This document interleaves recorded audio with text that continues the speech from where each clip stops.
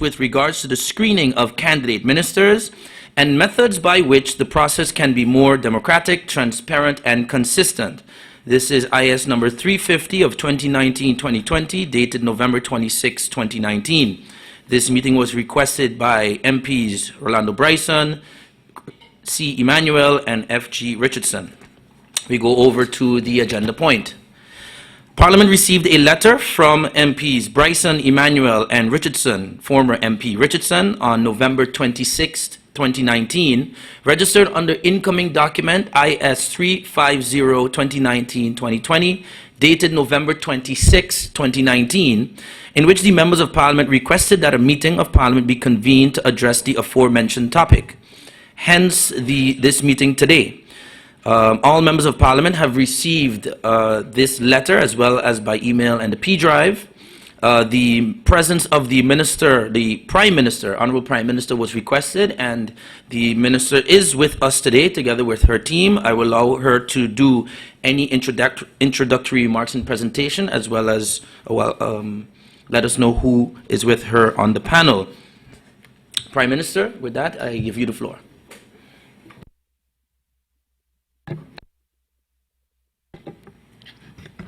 Good afternoon, Mr. Chairman, honorable members of Parliament, the Griffier, members of the support staff here with me today. To my left, Secretary General Plumtine and Legal Advisor Nerissa Ellis Cornelia. As well as to ladies and gentlemen, lady in the tribune, and those listening via or following via whichever media. Good afternoon once again.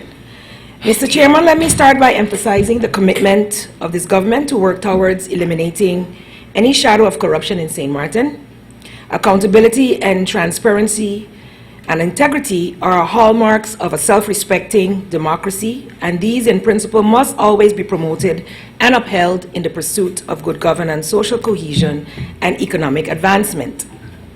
Mr. Chairman, there is no denying that whilst we have made significant strides as a politically dependent country, we could have achieved much more were it not for many challenges and the overall perception of corruption. While we all need to take individual responsibility for our actions and endeavor to be agents of change as we do our part in securing a better St. Martin, the role of legislation is paramount. I believe we are all in agreement that more can be done to strengthen the existing regime.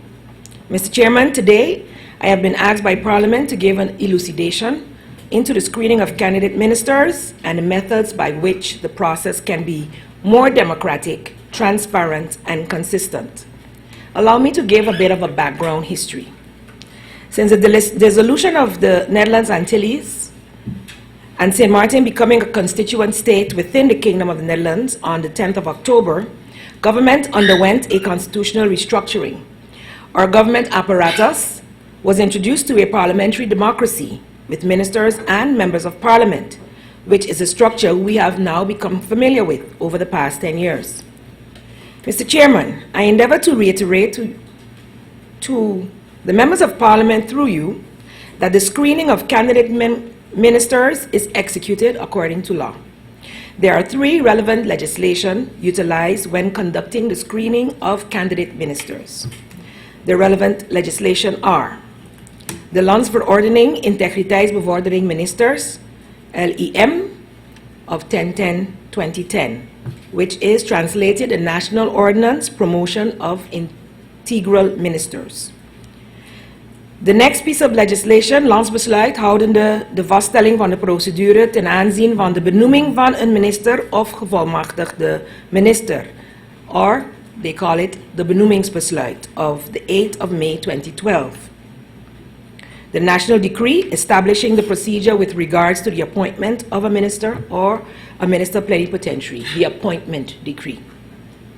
The third legislation, Mr. Chairman, members of Parliament, is de besluit van 17 oktober 2014, houdende de aanwijzing aan de gouverneur van St. Martin tot het aanhouden van de vaststelling van de landsbesluiten tot benoeming van ministers en de minister-president totdat onderzoek is gedaan naar de benoembaarheid van de voorgedragen kandidaat-ministers, kandidaat-minister-president en kandidaat-gevolmachtigde minister.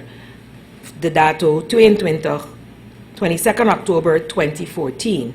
Translation, the decree of the 17th of October 2014, designating the governor of St. Martin to adhere to the adoption of the national decrees for the appointment of ministers and prime minister until the research has been carried out into the appointment of the proposed candidate ministers, minister president, and minister plenipotentiary. The procedure, according to the National Ordinance Integrity Promotion Ministers, ratified on October 10th, 2010, is the procedure for the appointment of the minister or the minister plenipotentiary, which is as follows. The minister was appointed by the before-mentioned national decree, benoemingsbesluit, in short. The post-screening requirements: the already appointed minister must submit a written statement giving an accurate description of the business interests that they have or manage, their other assets, the nature of their ancillary positions and ancillary activities, a statement as to whether their ancillary positions and ancillary activities are linked to income or benefits in whatever form, and to the extent that a monetary compensation is attached to this, the scope thereof, and lastly, an accurate description of business interests and other assets of themselves and their children.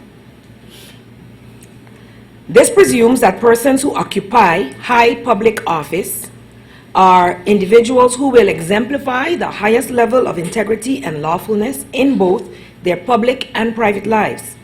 In fact, I would want to assume that it is for this reason public officials are accorded the same level, or just about the same level or regard in reverence as justice of the peace, religious leaders, in affixing their signatures to sworn affidavits. Public officials are therefore, in essence, persons to be in some regard custodians, or rather purveyors of truth, integrity, honesty, and righteousness. Mr. Chairman, one can deduce that which was desired is not forced compliance. Let me repeat. That which was desired is not a forced compliance, but rather a voluntary submission to the process of public accountability. After the elections of 2014, the Kingdom government ordered a more stringent screening of St. Martin's incoming Council of Ministers. The Kingdom Council of Ministers decided on October 17, 2014, to give the Governor, His Excellency Eugene Holliday, an instruction, a royal decree, to hold the appointment of the ministers and prime ministers until, so hold off on it, until it was absolutely certain that they were in the clear.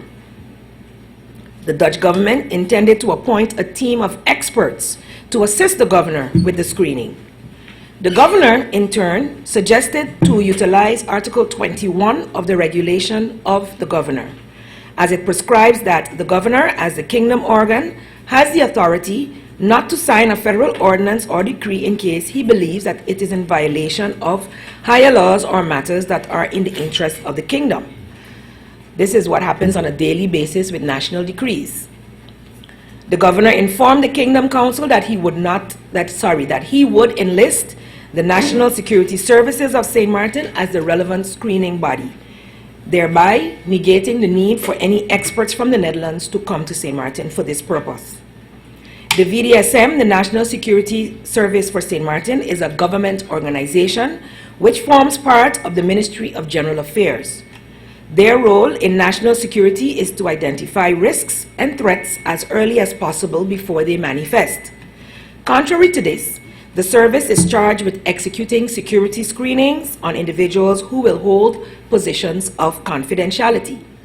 A declaration of no objection by the VDSM is required to fill such a position. So as you know, we do screenings for board members, for CEOs, CFOs, and the like, as persons of confidentiality, also for SGs and other pertinent positions within government organization or related to government-owned companies. In light of the aforementioned, the Council of Ministers of St. Martin at the time considered that the royal decree, which was issued by the Kingdom Council, violates the law and considers the conduct of the RMR, the Kingdom Council of Ministers, contrary to the principles of good administration. As such, the pre-screening regime was introduced, not as based on the decree from the RMR, but based on the laws that are in our own, that for the governor, Article 21, as mentioned previously. Pre-screening. I do suspect that if it was just a case of seeking to vilify or publicly humiliate candidate ministers, the draft legislation, National Ordinance screening candidate ministers would already have been ratified. There is such a legislation present for some time already. It just has not been dealt with. I rather believe that the intent is not to attack or expose anyone. It is that any nation which attempts are being made to bring a natural culture, particularly if that culture has not been one where people have been willing to put their own lives under public scrutiny, that there will, of course, be resistance preventing that change from becoming a reality. As I was told once, when functioning as actually the formateur for such a government and having to deal with the screening process, I was asked, would we prefer if we do it the way it is done in the United States, whereby the credentials of the candidate minister is handed over to Parliament and publicly debated as instead of being done in a confidential manner. So that is also an option around the world. I don't think we want to go that route. In closing, Mr. Chairman, improving governance and public service delivery are important for growth and sustainable development. The need in all sectors is too much for public resources to be diverted to unnecessary scrutiny. If we commit to bold and decisive actions to eradicate corruption by the necessary passing of legislation and restructuring of the social perception of corruption in government, we would be going much further. If we commit to a more efficient and effective public sector, removing the need to resort to a special favor or chance by circumventing due process, then we will also be moving forward. Processes will now be more predictable, timely, and transparent, and people will be held accountable. I'm currently, once again, going through this process as formateur, being privy to the information provided by candidate ministers, which must remain confidential. It is the reason, Mr. Chairman, why I do not divulge to the public, albeit sometimes leaked, that who these candidate ministers are. Because those questions that they have to answer about their personal lives, and sometimes not realizing the distance they sometimes have to take from their business ventures, can sometimes be off-putting, and someone may decide to remove themselves from that process. But lo and behold, what would go out in the media? This person failed the screening. I believe that we need to remove that stigma away from the whole process. It is a process that every and anyone goes through to be able to hold a position of confidentiality. Ministers, such as myself and the others in the cabinet, hold the power to sign off on millions and millions of guilders, and of course are to be held accountable by you, the members of Parliament who are elected. But it is nothing short of ensuring that what I have noticed over the second time, the 2 times I've executed it, that to ensure that once that person sits in that position of power, that there is no possibility for breaches of integrity. If these screenings are not done, and later, for example, someone has a business that does business with government, you will then start to hear the screams that, how is this possible? So this is one of the reasons that candidate ministers are asked to list all their assets, to list their financial position, to list everything that they own or have power over within the island and off island, and then at the end, an evaluation again is done to see the comparison.